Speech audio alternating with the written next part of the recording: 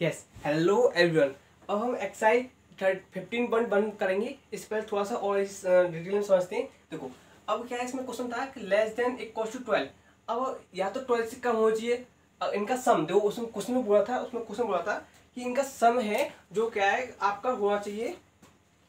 Yes, the probability of that the sum of the two number appearing on the top of the dice is, जो top dice के ऊपर जो आएंगे दोनों का उनका सम होना चाहिए, या तो लेस होना चाहिए 12 से कम, या इक्वल होना चाहिए 12 के। देखो, इनका सम करोगे ना, दो डाइस का, देखो ये तो दो डाइस है, एक डाइस इसका और एक डाइस इसका है, तो दोनों टॉप पर है। इनका 6 आ रहा है, इनका 7 आ रहा है, तो 12 से कम है। मतलब कि हम सभी को काउंट करेंगे, और जो लास्ट की डेट है 12/12, मतलब हम इसे भी डेट इसको भी मतलब वो करेंगे, मतलब सबको आपको ऐड करना है। जब आप 1 से लेकर 6 ये वाले, तो आप ये क्या बांटेंगे 36/36, मतलब आपकी वैल्यू क्या आएगी, आपकी 1 आ जाएगी। ठीक है, यस। आपका ये वाला क्वेश्चन खत्म हो गया। अब मैं आपको कुछ अपनी तरफ से बताता हूँ कि जैसे कि अगर आपको बोल दिया जाए multiple of two, the probability of an even multiple of two. आपके मल्टीपल ऑफ टू कितने हो सकते हैं? देखो, 2 × 2, 2 × 4, 2 × 6, 2 × 8, 10 और 12। मतलब इन सम का जो मल्टीपल ऑफ टू होना चाहिए, देखो इसमें कौन सा है, 1 हो गया, 4 वाले होना चाहिए, 4 6 होना चाहिए, 3 8 होना चाहिए, और 10 और 12। ये इस तरह से आप क्वेश्चन फॉर्म हो सकता है कि आप मल्टीपल ऑफ टू पूछ ले, या आपको सम पूछ ले कि आपका दो डेट का सम ऑफ 2 डिजिट आपका 9 पूछ ले। अब 9 सम कब बैठेगा? देखो, एक तो ये बैठेगा 6 और 3 9, 5 4 9, ये वाला 9, और 6 और 3 9। ठीक है, तो आपने ये डिजिट क्या है, इस बार इस डिजिट की है, पहले डिजिट है, और ये सेकंड डिजिट की है।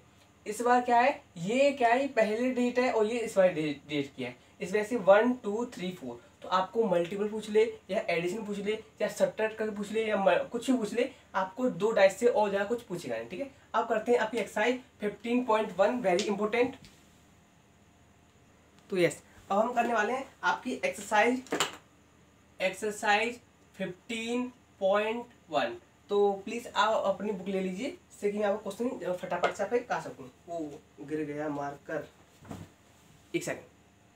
तो यस, अब देखिए आपको जो एक्सरसाइज 15.1 है, तो इसमें क्वेश्चन नंबर 1 है कि कंप्लीट द फॉलोइंग स्टेटमेंट। तो जैसे कि मैं आपको बताया था, इससे पहले मैं इंट्रो वीडियो देखिए, आप लोगों ने नहीं देखी हो प्लीज़ उसे मैं रिकमेंड करूँगा 100% आप उसे देखिए, उसमें मैंने बहुत कुछ दिया है। ठीक है, अब देखिए द प्रोबेबिलिटी ऑफ एन, पहला पॉइंट आपका ये है, the probability of an event E plus probability of an event not E, मतलब कि probability of event E plus probability of event not E क्या आएगा। मैं बताया था कि ये हमेशा 1 होता है, तो इसमें बनाया। ठीक है, the probability of an event that can not be happen, जो इवेंट, सेकंड पॉइंट है, जो इवेंट हो नहीं सकता वो इसमें आएगा 0, मतलब कि इम्पॉसिबल इवेंट, या तो 0 लिखिए या इसमें इम्पॉसिबल लिख सकते हैं, जैसा दे रखा होगा। ठीक है, impossible event, such that event is equal, yes आगे है क्या, इसमें दो ब्रैकेट है, एक 0 आएगा और दूसरे ब्रैकेट आपका आएगा इम्पॉसिबल। ठीक है, थर्ड वाला आपका ये है कि probability of event that is certain to happen. Yes, देखिए सर्टेन जो इसमें वर्ड आया है उससे आप समझ सकते हैं सर्टेन टू हैपन, जो होगा ही होगा। कौन सा इवेंट होता है? वो होता है श्योर इवेंट, और उसकी प्रोबेबिलिटी होती है 1। तो पहले वाले में आएगा आपका ब्रैकेट में 1 आएगा, such an event is called sure event. ठीक है, श्योर इवेंट जो कि सर्टेन में मतलब निश्चित है, वही होना है तो होना है। ठीक है, अब देखिए आपका फोर वाला है, the sum of the probabilities of all the elementary event of an experiment is, sum of the probabilities, इसमें आया देखो एक शब्द आया probabilities। probabilities का मतलब होता है कि जितने भी probability का सम होगा वो कितना होगा। देखो मान लो probability of e event plus probability of ball plus probability of football या probability of कॉइन, तो इसका हमेशा कितनी probability दे रखी हो उसका हमेशा सम 1 होगा, ऑलवेज 1 होगा। ठीक है, the probability of event that is greater than और इक्वल टू, आपका फिफ्थ वाला है कि ग्रेटर देन इक्वल टू। देखो ये आएगी 0 आएगी पहले वाले में, और दूसरे वाले में आएगा और लेस देन और इक्वल टू 1। ये किस तरह से, देखो मैं समझाया था आपको उसमें कि प्रोबेबिलिटी ऑफ इवेंट क्या होता है कि ग्रेटर देन 0 से होगा और लेस देन 1 होगा। अब देखिए आप कह रहे हैं, आप सोच रहे होंगे जो 0 से ग्रेटर है एक साइन लगा हुआ है और वही साइन यहाँ लगा हुआ है। देखो जिस जो इसका जो मुंह है, माउथ है, जिसकी तरफ हुआ वो ग्रेटर होगा, जिसकी तरफ वो ग्रेटर होगा। तो प्रोबेबिलिटी ऑफ इवेंट है वो क्या है, 0 से तो ग्रेटर है और वही 1 से लेस है, क्योंकि इसका जो क्लोज माउथ इधर है। तो अभी इक्वल साइन लगा दीजिए। तो 0 से, और इसमें बोला है वही है ग्रेटर देन इक्वल टू 0 और लेस देन इक्वल टू 1। आपका ये होगा। अब देखिए टू वाला क्या है, which of the following experiment have equally likely outcome, a driver attempt to start a car, the car start और डज नॉट स्टार्ट। देखो इसमें बोला कि एक ड्राइवर है जो कोई कार स्टार्ट कर रहा है, क्या आपको लगता है कि वो कार स्टार्ट होगी नहीं होगी? देखो इक्वली लाइकली आउटकम्स आपके लिए वो होते हैं, तो इक्वली लाइकली आउटकम्स वो होते हैं जिसकी मतलब कि प्रोबेबिलिटी सेम होती है, या 50-50% चांस हो, पर देखने में होगा हाँ लग रहा है, ऐसा नहीं होगा मतलब कोई 1% भी आपको शंका मतलब डाउट हो इसमें। ऐसे इसमें बोला है a driver attempts to start a car, या कार स्टार्ट और डज नॉट स्टार्ट। इसमें जो 2 का पॉइंट 1 है कि एक ड्राइवर कार स्टार्ट करना चाहता है, तो पॉइंट ये है कि वो बोल रहा है कि या तो कार स्टार्ट हो जाएगी या कार स्टार्ट नहीं होगी। तो बताइए ये इक्वली लाइकली आउटकम है या नहीं? भैया इसमें नो आएगा। और नो क्यों आएगा? क्योंकि ऐसा है कि कार स्टार्ट कर रहा है तो या तो उसकी चाबी, जो कार की चाबी है, या बदली हुई हो तो कार आपकी स्टार्ट होगी नहीं। अगर मतलब कार में जो व्हील है वो पंचर हो तो आपकी कार तभी स्टार्ट नहीं होगी, मतलब कि 50% हो चाहिए। तो इस तरह से आपका ये नहीं होगा। सेकेंड पॉइंट आपका इस तरह से है कि player attempts to shoot a basketball, he और सी शूट और मिस द शॉट। अब देखो प्लेयर्स के ऊपर बोला गया है कि प्लेयर्स क्या बास्केटबॉल को कर रहा है, तो वो बास्केटबॉल को कर सकता है नहीं कर सकता? भैया चांसेस है उसके ऊपर कि प्लेयर्स किस तरह, मतलब छोटा है बड़ा है, या वो हिट ही नहीं कर पाए, या उसका लग का द्वारा लग जाए। मानो कि उसने ऐसे मारा बास्केटबॉल में नेट में, और नेट के ऊपर जो वो होता है इसका टाइप का, इसमें लग जाए, फिर इसमें लग जाए, फिर इसमें लग जाए, फिर इसमें आ जाए, मतलब कि 2-3 आइटम कुछ भी हो सकता है, तो इस वैल्यू में नहीं आएगा। चौथा पॉइंट ये है कि थर्ड है a trial is made to answer a true false question, answer is right और रॉन्ग। एक ट्रायल है कि मतलब आपको एक आंसर राइट और रॉन्ग में देना है, एक क्वेश्चन है, ठीक है। तो उसमें क्या है, यस ये आपका लाइकली आउटकम्स है, क्योंकि जो क्वेश्चन होता है उसके 2 वैल्यू होते हैं, या राइट होगा पूरी तरह से या रॉन्ग होगा। ऐसा तो नहीं है कि आधा राइट होगा आधा ही रॉन्ग होगा, नहीं, या तो पूरा ही रॉन्ग होगा या पूरा ही सही होगा, ठीक है।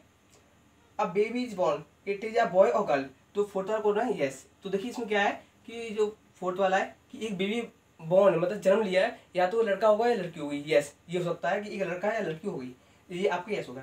तो आपके 1 और पार्ट सेकंड हो गए। अब करते हैं आपको क्वेश्चन नंबर 3। यस अब देखिए क्वेश्चन नंबर 3 आपका ये है कि इसका ही कि why is tossing a coin considered to be a fair way of deciding which team should get the ball at the beginning of a football game? कि एक कॉइन है जिसको, क्या ये टॉस है ये हेड है, कि एक कॉइन है, तो बताइए कॉइन इतना बढ़िया हमें रिजल्ट, हम उससे हम रिजल्ट पा तो लेते हैं, हेड या टेल, वो इतना अच्छा क्यों है कि उससे हम एक टीम का डिसाइड कर सकते हैं कि आप पहले फुटबॉल का मैच शुरू कर सकते हैं नहीं कर सकते।